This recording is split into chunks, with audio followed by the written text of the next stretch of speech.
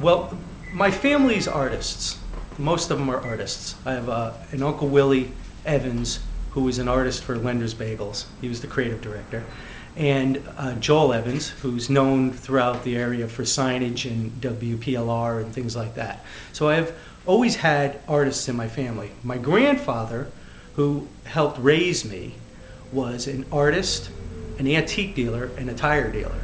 And he was a very heavy historian about New Haven, loved the history of New Haven. So that's where it started. So that's where it started. My grandfather would take me around, Cy Evans would take me around town and show me all the sites. This is the Judge's Cave, this is the Center Church, this is where the crypt is, this is, you know, we'd go up on East Rock and look at the monument, we'd go to Fort Hale Park and he would tell me about the history there. He took me everywhere as a kid, but he also took me to the Boulevard Flea Market when I was a kid. And the interesting thing about the Boulevard Flea Market is he would walk me around in one direction looking for objects, and then he would walk around in the other direction and it would be a whole nother flea market. So he really trained my eye to see these interesting things. The timeline over here was my way of showing people the progression of what I had done. And so here's J.P. Morgan as the lizard. And then when I got to New York City, one of the things I started to do was hang out in the Hard Rock Cafe, which was only a year old. And I didn't know anybody in the city other than one cousin in Times Square. And I had had this great job and I just, you know, was all alone. And I went up to the Hard Rock, started drawing on a bar napkin. And one day a guy came in and said, there's this story about these alligators under the city, you know, in the sewers. And I went, they're crocodiles. And he said, well, why are they crocodiles? And I said, well, alligators are domestic to the United States and crocodiles are exotic.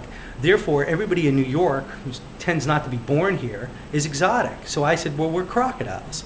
And just started to draw this crocodile creature. And he wanted it, so I gave it to him. You know, I gave him a This was on the bar napkin. This was on a bar napkin. And I had already been drawing things on a bar napkin. So I started to draw these images on bar napkins and patrons of the bar wanted them.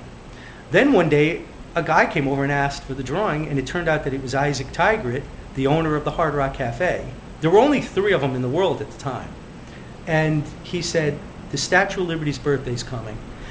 You did this drawing of the Statue of Liberty as a crocodile holding a champagne glass with the city in it, holding a Stratocaster. We'd like to do a t-shirt for the commemorative of the 100th anniversary of the Statue of Liberty. And I was like, great. And they had never done a t-shirt before, other than their logo. They were actually out of a coat closet. There was a handful of t-shirts in a coat closet, not the store, the billion-dollar industry that's today. It was just a coat closet. And so we made this t-shirt of the Statue of Liberty for its birthday. Where is that? Is that drawing here? That's right here. And as you can see, like the details that I can put into these things is because of the quality of the napkin behind it. And really the napkin happens because of the bleed. If I did it on, say, rice paper or any other kind of paper, I don't get the same bleed. So that's why I start on the bar napkin. And I have tens of thousands of them. When I was a kid, and my brother and sister and I would hear our great Uncle Harry tell us this story about when he was a paper boy in 1912. And he would say, when the Titanic sank, I was a paper boy in the corner of New Haven, and a man ran up to me and gave me $1 for a 2-cent paper. And then he would proceed to pull out a silver disc that was a silver dollar, like a Morgan dollar, worn down to nothing, that he had held in his pocket his entire life. Because it was such a big deal for a paper boy to get a silver dollar. And so he kept it his whole life. Well, as my collecting went on, I found a paper. And what's important about this New Haven Register is that this is the interim paper. They know the Titanic sank, but the Carpathia has not arrived in New York yet. So the wireless stations all along the coast are straining for facts. Anybody who was around in that day would have paid anything for that information. Okay, this was the most pertinent information, but this is April 17th, so this is, nobody knows who's alive and dead yet. So the value of that paper was immense. And so therefore it validated Great Uncle Harry's story about why somebody would give him a silver dollar for a 2-cent paper. And it was such a big deal for a kid that he kept it his whole life. I'm raising money through the sale of my original art. I'm going to create a book with all these stories and these images. And also, I'm trying to raise money to build the cases in order to be able to move these artifacts and these pieces around to teach people.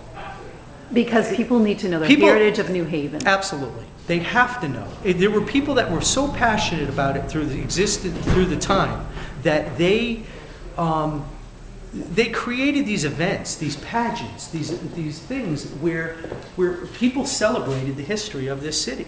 And this city is one of the most important cities in America. The original 9 squares, it's like Gettysburg. I mean, the ground that those 9 squares is on, every time they break that ground, they should investigate the dirt that's underneath it. What do you And want so- to do for the 375th? Well, I want to do a book, and I'd like to do an entire show of all these images. Because I want kids to learn about the history of this town. They have to. You know? They taught me when I was a kid. I'm a product of the school system here. I went to Beecher School, I went to Sheridan, I went to R.C. Lee. Ironically, I don't like R.C. Lee, and I went to his namesake, to the school. But ECA was the one that sent me so I could go to RISD. They crafted my portfolio. So the school system works. They just have to teach more history about their town. There's got to be a pride. There has to be a pride of the history here. In order for people to understand it, they have to teach it.